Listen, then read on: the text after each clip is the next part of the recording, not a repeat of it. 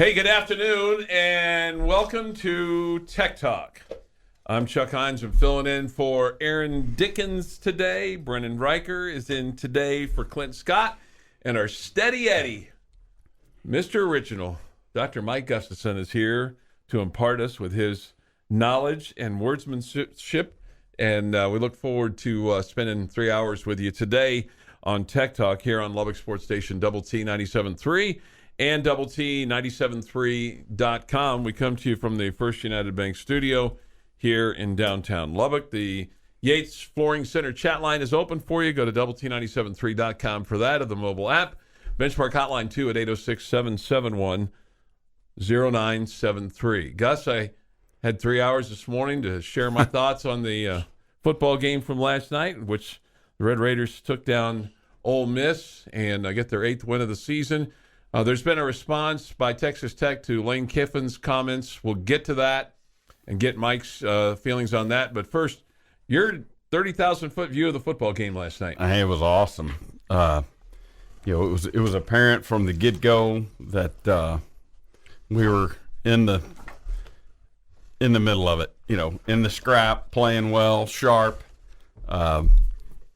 creating turnovers. I mean, the only concern early was just, are we getting enough points out of some of these red zone opportunities right out of the jump? Obviously, there was the interception on the first possession and a fourth down turnover in there somewhere, but it was obvious that that our guys were in the scrap, and that's that's all you kind of want out of the jump. I mean, it'd be great to jump out to 24-0, and I'll contrast this. And of course, we know how that game ended, but the Arkansas-Kansas game, how that started. Kansas Kansas throwing a pick six and a fumble and this and that, and it's a 24-7 game. We got down to 38-13 at one point in time. Yeah, and it felt like, man, these guys just got to take it to them. A couple of mistakes early, and I'm sitting there going, I don't want that to happen to our guys. We need to come out and go toe-to-toe with them, see what happens, and then, and it was apparent that was what was going to happen. And of course, then like a lot of folks, you kind of checked out of that. Like I flipped that game off. I don't remember what I was flipped over to, but I had our pregame radio on, and the next thing you know, I'm like, wait, Kansas just tied that thing up. And so, all the credit in the world for that operation, but it felt like our guys were dialed in and sharp and creating turnovers and all the things you'd want to know that you're in that game. Yeah, because, and as you well know, you've been here longer than me, but there have been many times when you've treated these bowl games more like a vacation stop to Cabo. And, by the way, we're going to play a football game on Name the Day. What time do we need to be there? Okay, I'll see you there about 6, and we'll get suited up, and we'll go out there and throw it around, and it's a reward for a good season. And, man, these guys came in locked in. I thought they were extremely physical. I thought they looked faster. I thought, they played with intensity. You only had 3 penalties in the ball game for 15 yards, and your first one wasn't until, I think, in the fourth quarter. And that was and we're, with my response, we're sort of getting to the news of the last 10 minutes or so. But I thought that, first of all, those refs, that was a bowl game crew that was going, hey, we're swallowing these flags. I don't think there was a holding called all night, no PIs. Those are the kind of there things. Was some targeting that weren't called. Yeah. And so it was an obvious. ACC crew is what it was. Yeah. And it was obviously they were letting them play, and that's one of those things that you can kind of live with it in the sense that, okay, they're going to throw a ton of flags today, so here we go. It's like a big strike zone, and in baseball, it's like a basketball game where the refs aren't calling much. You figure it out, and you go, okay, here we go. But the thing that got me, that had me interested in it just off the jump, was that how much post-play antics there were. And so on one hand, I'm observing, like, these guys aren't throwing any holding flags. There's, pre-snap a guy jumps, obviously the flags fly, but they're letting a lot of stuff go on the pass interference stuff. Anything borderline's not getting called, and you go, okay, we can do this. But yeah, there was the one-armed touchdown catch in the fourth quarter, by the LSU guy. There was pushing and shoving back and forth between both sides, and one-handed catch. You could have called defensive pass interference. You could have called offensive pass interference. You could have called holding. And then they called a touchdown. Yeah, and then he caught it, and at that point I was listening to our call, our radio guys. I feel like our radio guys give me a better chance to be prepared for this show, instead of listening to the ESPN guys, which is, I'm not anti them or whatever, but I just feel like, those guys, I mean, they know it. I mean, just, as you well know, I mean, they're living with them basically, and they've got some inside stuff, and they've got some scouting reports, and they've got some access to information that maybe that those guys don't have. Yeah, and our guys' talking points around the game are going to be more in tune with the things I'm interested in when they mention the fact that a redshirt freshman's in the defensive line rotation that game. Well, the ESPN guys aren't going to note that unless the dude makes a sack or something. But I'm sitting there going, hey, we got some new faces in this game, which is a good sign for 2023. Again, not that kind of stuff. But anyway, Jensen and those guys were Jensen missed the catch. He thought it was a flag, and he was like, oh, there's no flag. And John goes, he caught that pass because with one hand he's fighting off Fry, and Fry, they're doing that normal hand play that you see a lot of.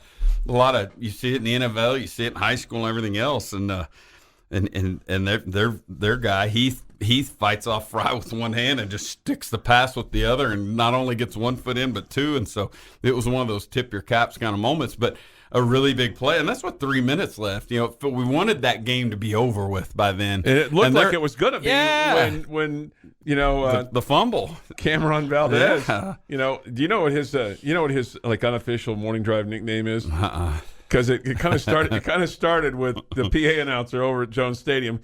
God bless him.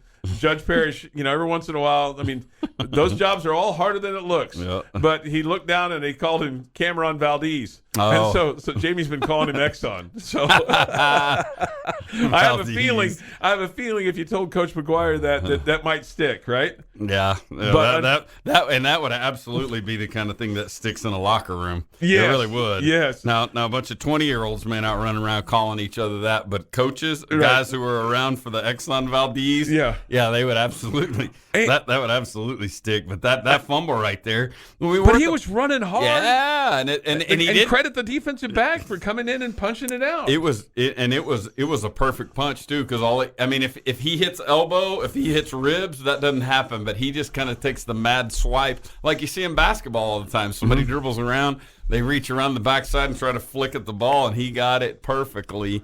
And all of a sudden, they're a 2-point conversion away from being one score down. This game wouldn't quit. All right, we'll get to Lane Kiffin's post-game allegation and Texas Tech's response to that here just a few minutes ago. That's next here on Tech Talk on Double T 97.3. Get some comments from Joey McGuire on his football team and game from last night as Texas Tech defeated Ole Miss. Just beat them down last night. 42-25 was the final. It could have been much worse. Would have liked to have seen it be even much worse with some touchdowns instead of field goals, or the Valdez, touchdown late. But you'll take what you get, because you haven't won 4 in a row since going back to the Copper Bowl days in 1995 when Spike Dykes was the coach.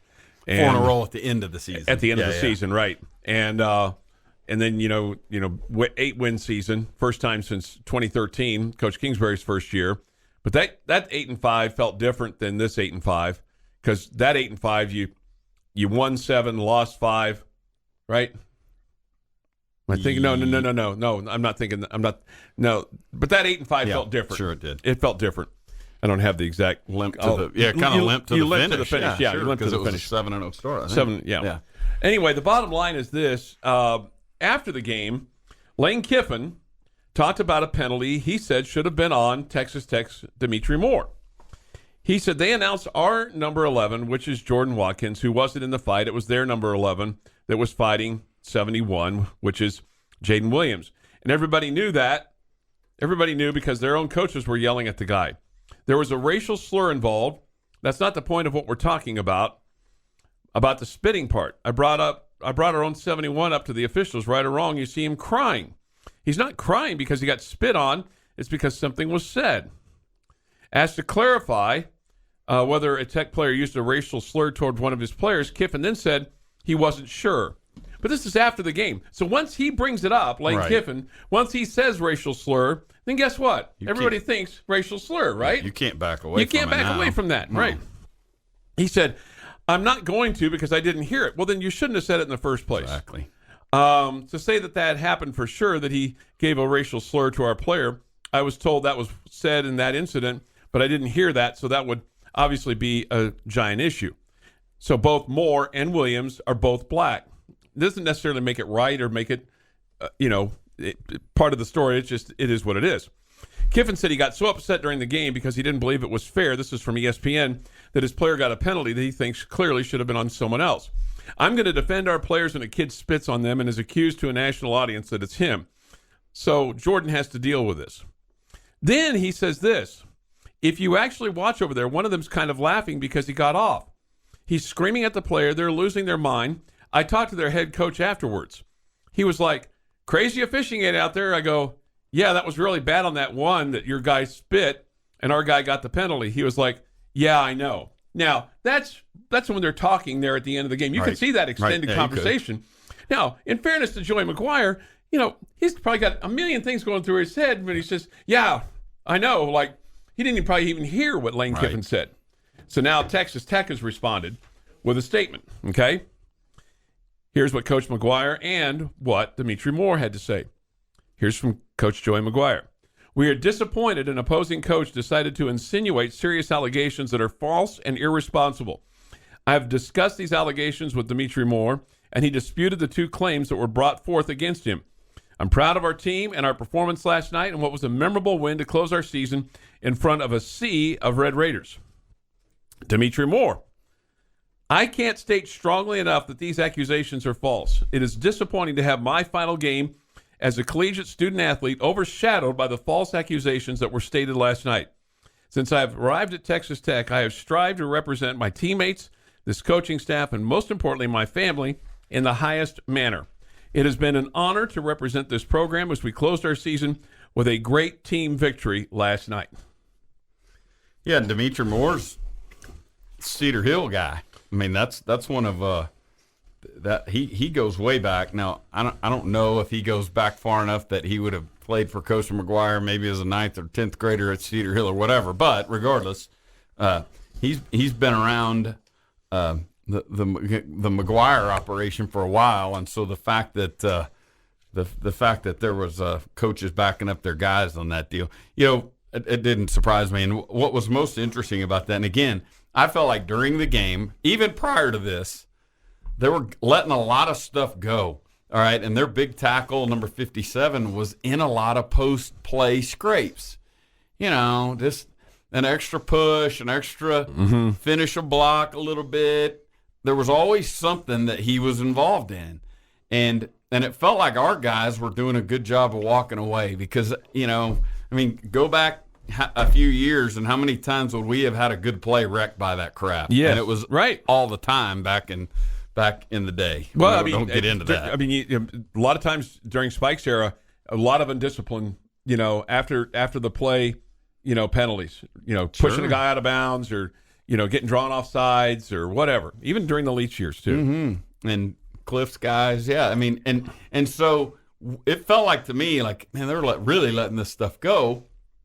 And so when it finally came to a head, it really was on that play where they finally tangled up in a way that, like, okay, here we go. And 57 was in the middle of it and didn't get the flag. Didn't get the flag thrown on him. It was whatever it was, 78 and 11 or whatever on their side. But that was the moment. And Kiffin just kept going and going and going. And I thought, I felt like, especially by the way he handled it in the post game and what he's saying, that it was as much about the theater of I've got my guys back here rather than going, hey, shut up and go sit down. When that comment and that accusation is made from one of your players, you've got to have his back or you risk losing the whole operation. And so now Kiffin's in the position that you're talking about. By the end of the game, he's having to go, well, I wasn't there. Well, you had to bring it up. Because he brought it up, and then he was asked about it, and he was like, oh, now I'm in. He could probably see, oh, I'm in a pile of water here, And this happens on a play where there's a completed pass down to the Texas Tech 11. The ball was fumbled.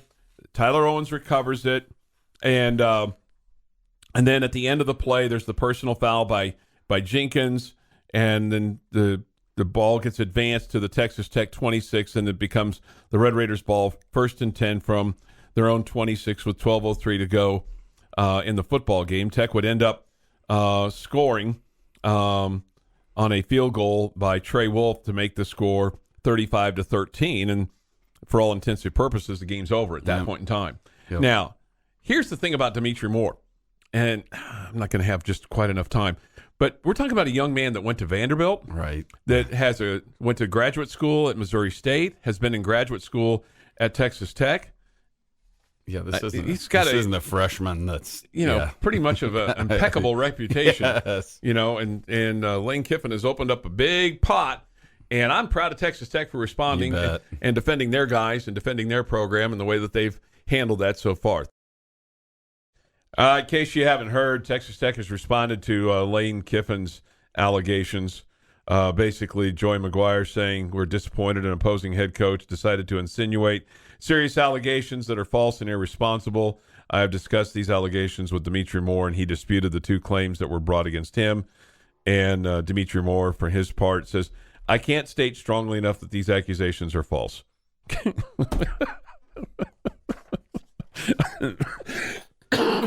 Excuse me. That's all you need to know, right? Yes. That's all you need to know right there. Cowboys will play tonight. The kick's at 7:15. Of course, we'll have coverage here on Double T 97.3.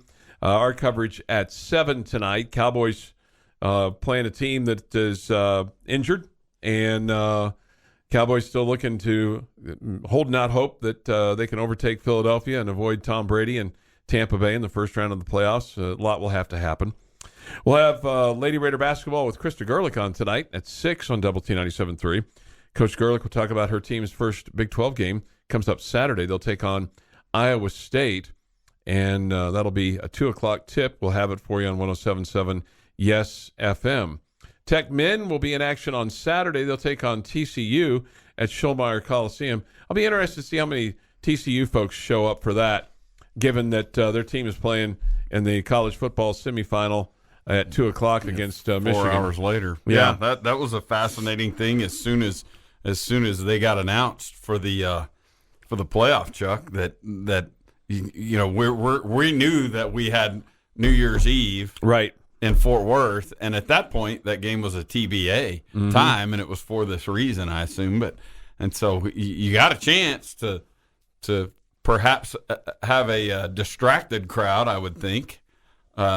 If not, have majority crowd. And so I think you're going to have a majority Texas Tech crowd. And it really points as a great time to, a tremendous opportunity to go get one. Yeah, because in this conference, that's going to be a big deal. Yeah, the women are playing, presumably the conference best, and they'll be ready to go. The thing about Iowa State though is they haven't played once they tip it off against the Lady Raiders. They haven't played in like 13 days. Wow. So it's one of it was just scheduling, and the other was they had a game that they canceled against Drake right before Christmas. Even though Drake's in Des Moines, they were playing this game in Ames. They were worried about the kids being able to get out of town for Christmas. Really? This is before the Southwest Airlines debacle. Right. Okay. This is a guy who, in his day, you name any of the soccer elite today, he was it in the 60s. Same breath as like Messi now. Yes. Pele back then. No doubt. Pele passed away today at the age of 82. He had been sick and suffering from colon cancer. He won 3 World Cups for Brazil. And like I said, I mean, Messi, Ronaldo, even this is a guy from the 80s, Diego Maradona from Argentina, who had plenty of problems. But Pele was a guy that never got in trouble off the field. He was an ambassador of soccer. Yeah. And he was really good. Obviously. He was the face of soccer because there was a we talked about this last hour, but there was a real effort to get soccer going professionally in the United States in the 70s, and getting Pele here was the face of that. That was also around the time of the World Football League and a lot of other stuff, but there was a lot of money flying around as they were trying to make that work. He was knighted by Queen Elizabeth in 1997, Queen Elizabeth II. Wow. And then he went to D.C. In the 80s to help, popularize soccer here in the States. And the then president of the United States stuck out his hand first. He said, "My name is Ronald Reagan. I'm the president of the United States.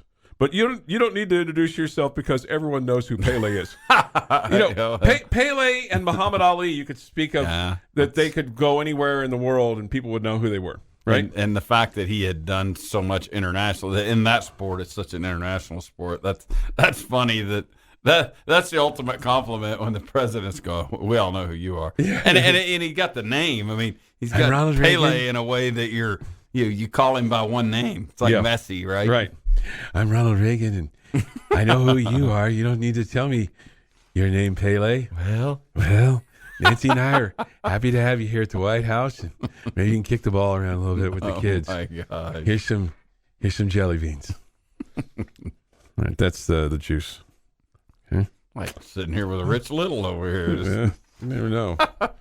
How about last night? And I know you and I were going to talk the bowl game to thoroughly cover this. But sure. The biggest, I mean, obviously Shuck MVP, and coming back. Yeah, I mean, but just the fact that he threw his body around the way he did. No doubt. He did it some down the stretch, and I'm always, and I'm not necessarily holding my breath. I mean, when he first came back, I was holding my breath for him, going, "Man, don't hurt that shoulder. Don't when he dove in re-injure the that end shoulder." zone and landed on that right shoulder, I held my breath. Slide, do whatever you got to do, and he does slide, but he also takes on tacklers at certain times, and and did it again last night on the fourth down deal where they snapped it between Morton's legs, and and he wasn't. It's not a linebacker that squared up on him on the 1 yard line, but it's an angled shot, and if you don't have some pad level and all that stuff, and you get knocked off your route, you don't get in the end zone, and so he's taking dudes on in a way that's so impressive. But in the end, he carries it 25 times last night, 111 yards. Yeah, and some of those are scrambles, but a bunch of those are just called RPO type option, or I don't know where the option is, how many of those he's pulling on his own, or it's just a called lead. But it's just thoroughly impressed by him. There's some toughness there from him, and I know which impresses me. He's a bigger, stronger, better runner than you might think. But one of the key things with him, he won the job with an offensive coordinator and a head coach in August of 21, and he came back and won it again, probably with a better competition or three legit candidates and three guys that we know are Division I quarterbacks. And Shuck won that competition again this year. The injury derails him immediately. But, boy, down the stretch here, we've seen all of that. Well, I assume all. That's my word. But we've seen a lot of the things that would tell us what both coaching staffs have seen in Shuck in the last two fall camps to win the job and take the job. And, totally would love to give that kid a high five and say good job, but just so proud of him. Like that, he played a tough guy game last night and made plays down the stretch and just did all the things. And it's such a great story. And perhaps the biggest news, as we're just in the post-mortem of that game, and is all the here comes the tweets that he's going, "Yeah, I'm not going anywhere. I'll be back next year." And so now you start to look at next year's team and go, this feels pretty good. Yeah, but you got a lot of defensive guys coming back, and then the guy that really showed out last night, and you've been waiting for him to show out, and he's had injury problems. He's been dinged up. It's been hard for him to stay on the field. But boy, you saw what he can do if he can stay on the field. Loic Fouonji, 7 catches, 100 yards, and then the onside kick return for a touchdown. Yes. I mean, nobody was catching him, and we've seen those onside kicks for touchdowns. We saw a couple of them in the Tuberville era. We saw one in the Matt Wells era against Oklahoma State. when you didn't need to, and that was one of the egregious decisions that he made in his tenure. But man, Loic Fungee was extremely impressive last night. So was Duran Bradley. All right, we'll continue on here on Tech Talk on Double T 97.3. Good afternoon with Mike Gustafson. I'm Chuck Heinz, and filling in for AD today. He'll be back first of the week as the kind of the holiday schedule's wonky over this week and last week, and he'll be back to normal. Hopefully on Tuesday as close to normal is. We'll have the Cheez-It Bowl on the air for you on 100.7 The Score this afternoon. If you're looking for that, that's Florida State and Oklahoma. And then on Saturday, the college football semifinals, they get underway at 2. TCU and Michigan, and then Georgia and Ohio State. Are you is that must-see TV for you, or is this like casual lurking, or do you care at all? On the 2 playoff games? Yeah. I'm sure they'll be on the TV, but I mean, I can say this without hesitation. The thing that I have cleared the deck for is that 11 a.m. basketball game. Okay. And I know that, on that day with all that's going on, I mean, Mahomes is quarterbacking on one channel, a full slate of bowl and playoff games. And by the way, that'll be yet another instance of what we're going to see in the future, which is major college football games being played opposite important NFL games. That which was unheard of when you and I were. Sure. It was unheard of 10, 15 years ago. Yeah, right. Much less when we were kids. But and that's going to be the a NFL. function. The NFL's not afraid of anybody. No, heck no. And that's a function of the 12-team playoff. It's just not going to work for them to perfectly fold all of this stuff in a way that stays away from the NFL and all that. But what that means is, our thumbs are going to work out, right? Because you're popping between games and all that. But on that day, which is going to be the most football of football days, or among the most football of football days, it's that 11 a.m. hoops game that I'm most interested in, because that and that of course on ESPNU, but and broadcast here with Hacks and the boys. I assume that'll be level on the call with him, but. That's such a big game that because it represents an opportunity. I mean, the thing, as focused as we've been on this football game that was played last night, right? And I went to the men's game the other day, South Carolina State game, blowout city, and we kind of knew but that was also coming off the holiday break and all that, and so, but I was sitting there, my son and I'm like, we got the Jayhawks here in 1 week. Not even I was thinking, no, that's next Wednesday. No, it's literally this coming Tuesday. Right. The Jayhawks are here in one of the feature matchups. That's the defending national champs. And it's really gotten zero attention at this point. And all I mean by that, not to say they're being overlooked, but and this is probably a good thing for both schools, Chuck. Both schools got to play in a bowl game yesterday. Yeah. You know what I mean? And so a nice little diversion, and if you will, from what's coming in basketball. But this basketball game has tremendous implications, just because what's on this schedule, and just it's too bad that this game between KU and Tech is on a Tuesday night without the students back. And last year it was on a Saturday before the students got back, or on the weekend prior to. And so if a student wanted to get in their car and drive back, on Saturday morning or Friday night or whatever, they could do it. But it was on the weekend prior to the start of class, and that's what the OU game will represent. The OU basketball game here on the 7th. I think it's our only Saturday night home game. Yeah, I was thinking about that too and I even mentioned this to Brooks. I said, man, when I was a kid, of course, TV didn't dictate as much of it. You were lucky to get a couple games on TV back then. But, the home Southwest Conference Saturday games were Saturday night. Or even the Saturday afternoon, the noon tips or the 1 o'clock tips. You bet. I loved those back in the day. And, you know what's wild is the Tech women play in Lawrence on Wednesday night. Really? Yeah. Wow. So a flip of those two. Yeah. So a flip of those two. Yeah. So, so anyway, so that's that'll be interesting next week, and then the Lady Raiders go to TCU on Saturday. We're on the road like 3 straight Saturdays.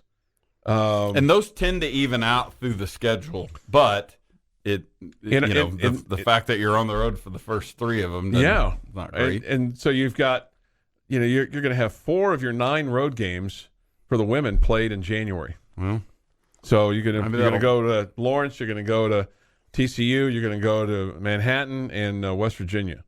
At least the West Virginia game, I think it's crazy. It's a noon tip game there. You might be home in time to go to bed on time. Yeah, pretty much. I mean, you really won't roll in at one of those 2 a.m. days. No, so we'll see. But yeah, so you've got. Are you rooting for TCU? Because I got to tell you, I'm not.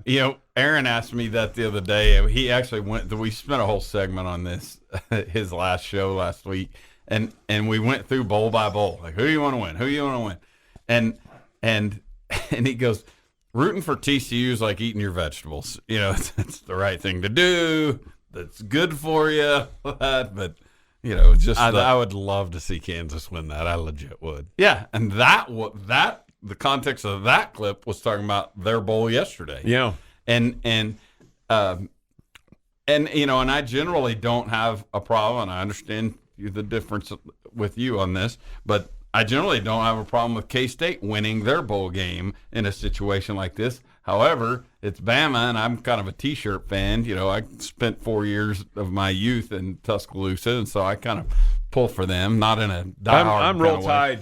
I know, and I understand that. Yeah. Yours is for a different reason. Mine. Right. But it's like this game right here, this Florida State OU game. I mean, I have a real tough time rooting for the Sooners here, even though it'll be good for the conference and blah, blah, blah. I'm a to hell with the conference guy. I'm with you on that. I was rooting for the Jayhawks last night. It's my alma mater. Sure.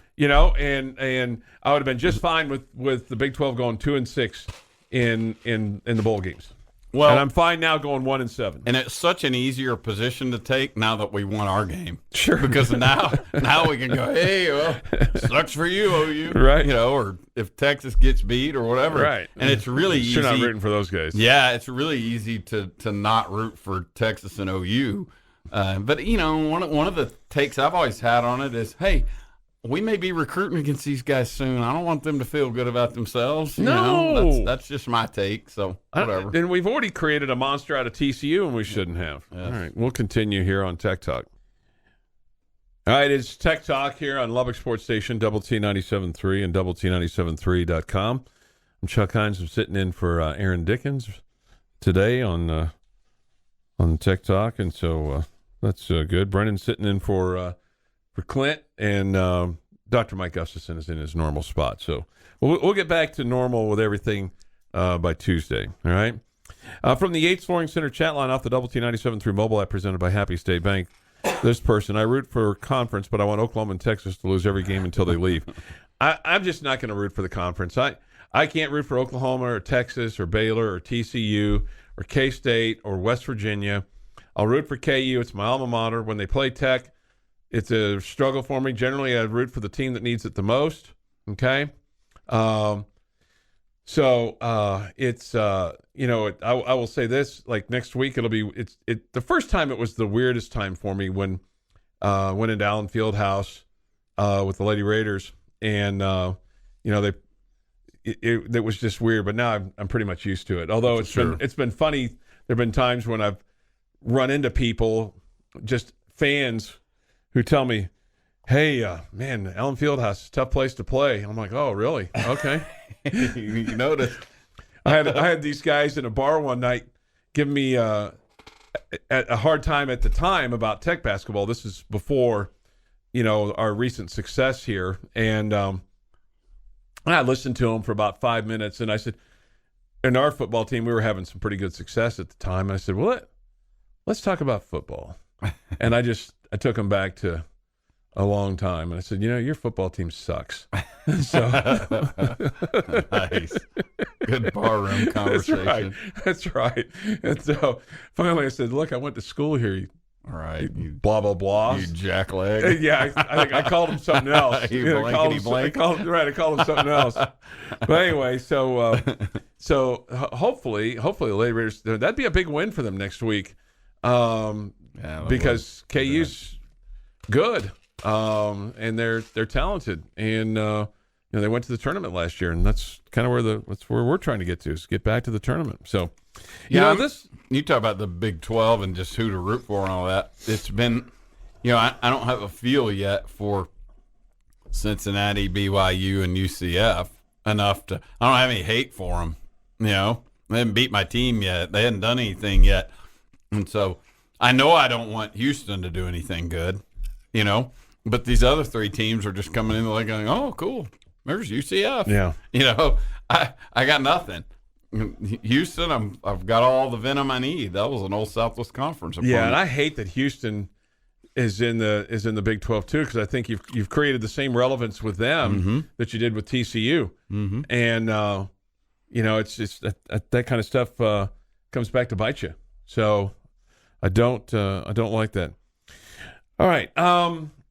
This 8-win team, and you got to go back. We talked about this earlier. You got to go back to 2013, won the first 7, then lost 5 straight, and then beat Arizona State, which was 9 years ago tomorrow that you beat Arizona State.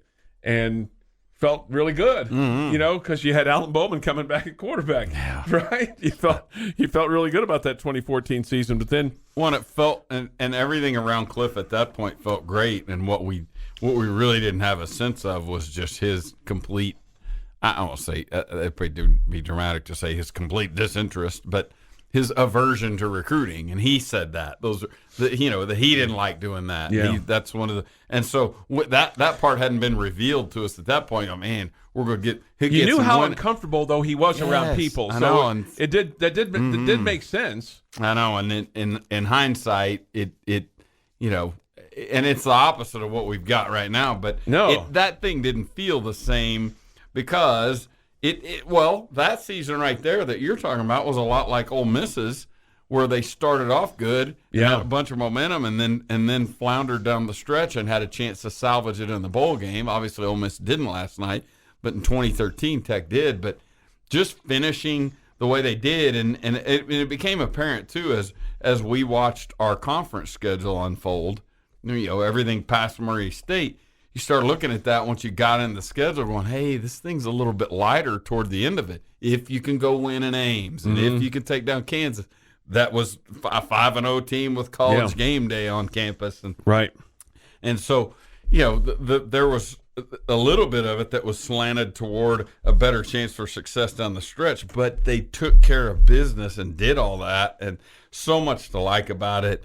7 home games, which was great. One more than we've had the last couple of years, but going 6-1 at home, 3 overtime wins. I mean, beating Texas, beating Oklahoma. Yes. And it felt like you got better as the season went on, as opposed to some years where you feel like, man, you're just hanging on. You felt like that you had guys develop. You had guys, you had a defensive line. Who would have thought, would you have thought yesterday sitting here that and you didn't sit here yesterday, I don't think, because there was a bowl game on, or that we were at game day. We had game day going on from Houston.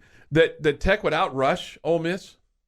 No, that was the key thing when that matchup was announced. The first thing we knew about them, other than Lane Kiffin's their head coach, that's the leading rushing team in the SEC with the leading rushing running back. Dude ended up with close to 1,600 yards. He broke a record that hadn't been set, that'd been set like in 1949. Right. They broke a team record that had been set in 1957, which I think might have been a national championship year for them.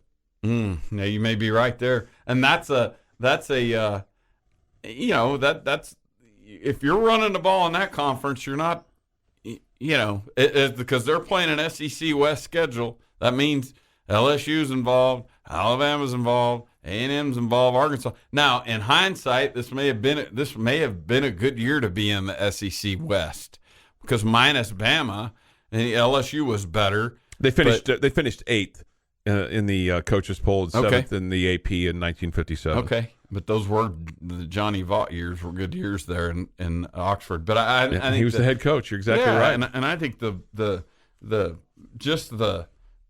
fact that what we knew about them was these dudes were going to play with tempo, and they had big-time running numbers because their number 2 running back was the sophomore, the transfer from TCU, and he had, 800 or 900 yards on the year. So you knew that – and that was one of the things that told me, all right, we're going toe-to-toe with these dudes right out of the jump because we were stuffing some runs. And the big thing with these guys was – it felt a little bit like Kansas State in the sense that you got to try to limit the 60 and 70 yard runs, and we did. I think the long play in that game yesterday was a 36-37 yarder, and that was a pass. But that was the deal. Outrushing them, I wouldn't have. That really surprises me. Had you told me that ahead of time, like, hey, what do you think our chance?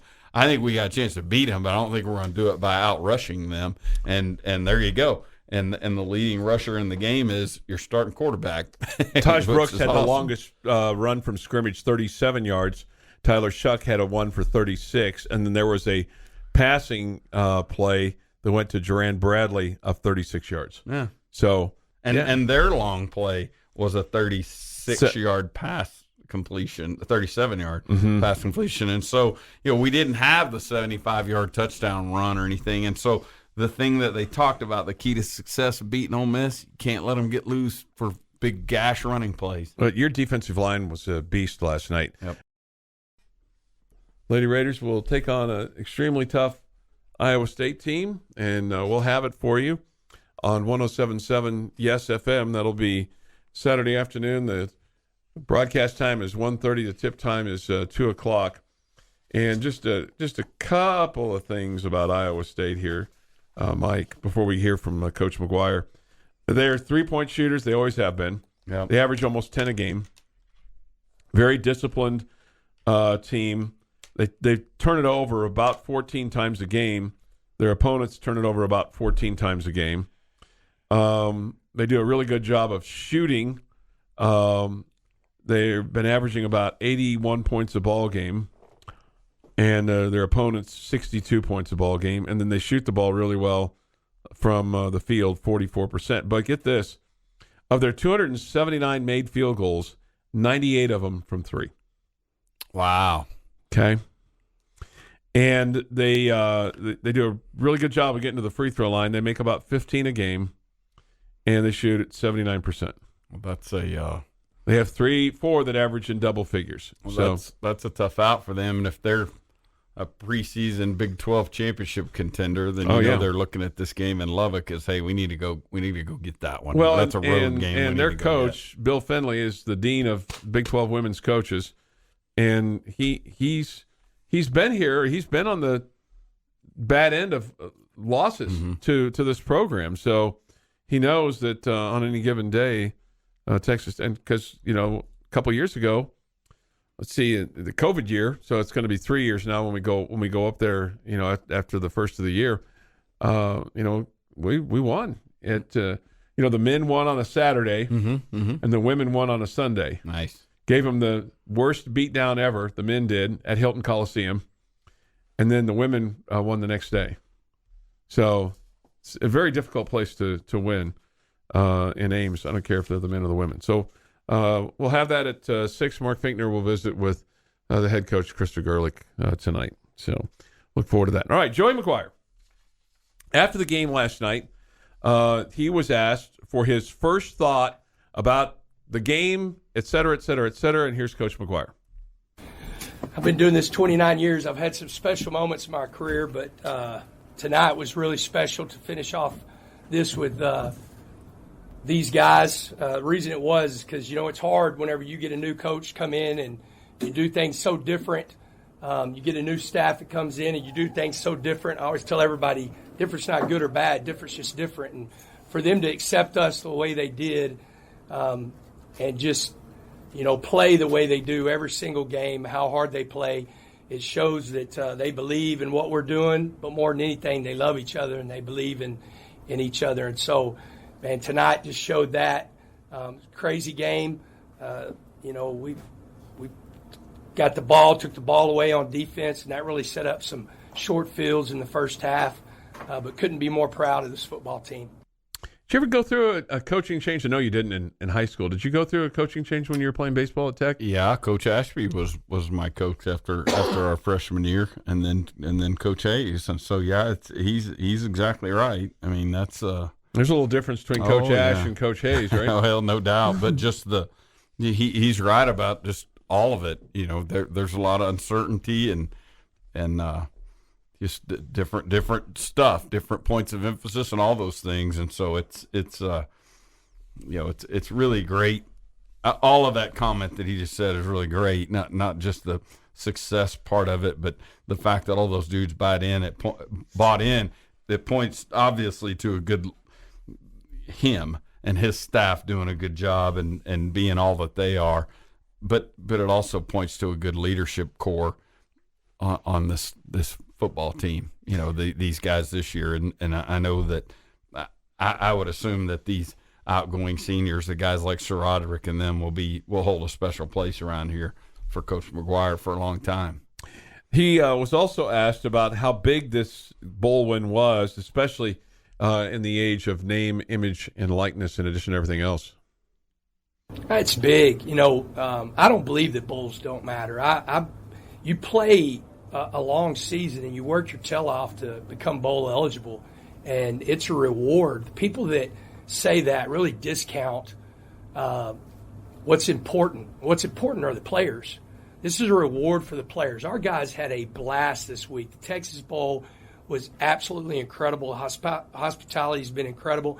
And for people, it's a lot of selfish coaches that are saying that, and they really don't get the big picture. The big picture is that you get to play another week with your football team, and that you get to reward a lot of seniors that worked their tails off to get you here. And, man, I'm never going to take that stance. I'm always going to use it. We plan on being in one every single year, and we used it to build our young players, and we used it to reward our seniors, and I think that's really important.